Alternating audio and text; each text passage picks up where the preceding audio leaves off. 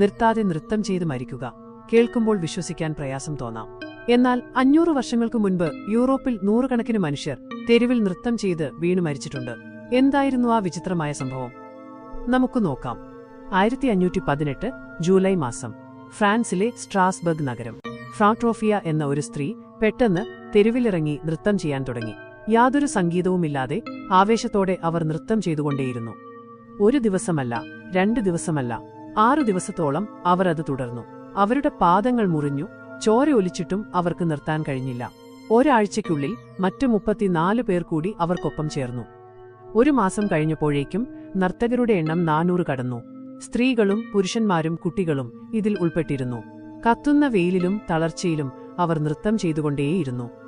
ഹൃദയാഘാതം മൂലവും തളർച്ച മൂലവും ദിവസവും 15 പേർ വരെ മരിച്ചു വീണു. നഗരം ഒരു ശ്മശാനം പോലെയായി. പക്ഷേ ബാക്കിയുള്ളവർക്ക് നൃത്തം നിർത്താൻ കഴിഞ്ഞില്ല. വിചിത്രമായ കാര്യം ഇതറിഞ്ഞ ഭരണാധികാരികൾ ചെയ്തതാണ്.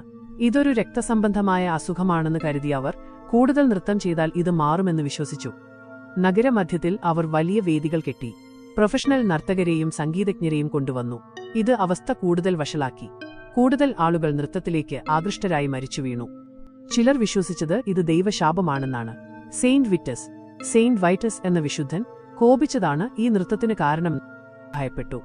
ഒടുവിൽ ഈ നർത്തകരെ നിർബന്ധപൂർവം മലമുകളിലെ ഒരു പള്ളിയിലേക്ക് കൊണ്ടുപോയി. അവിടെ വെച്ച് മതപരമായ ചടങ്ങുകൾ നടത്തിയതോടെ സെപ്റ്റംബർ മാസത്തോടെ ഈ പ്രതിഭാസം അവസാനിച്ചു. എന്തായിരുന്നു ഇതിനു പിന്നിൽ? ആധുനിക ശാസ്ത്രത്തിന് 2 ഉത്തരങ്ങളുണ്ട്. 1. എർഗോട്ടിസം. ധാന്യങ്ങളിലുണ്ടായ ഒരുതരം ഫംഗസ് ബാധിച്ച ഭക്ഷണം കഴിച്ചതുകൊണ്ടുണ്ടായ മാനസിക വിഭ്രാന്തി. രണ്ടാമത്തെയും പ്രധാനപ്പെട്ടതുമായ കാരണം മാസ് സൈക്കോജെനിക് ഇൽനസ് ആണ്.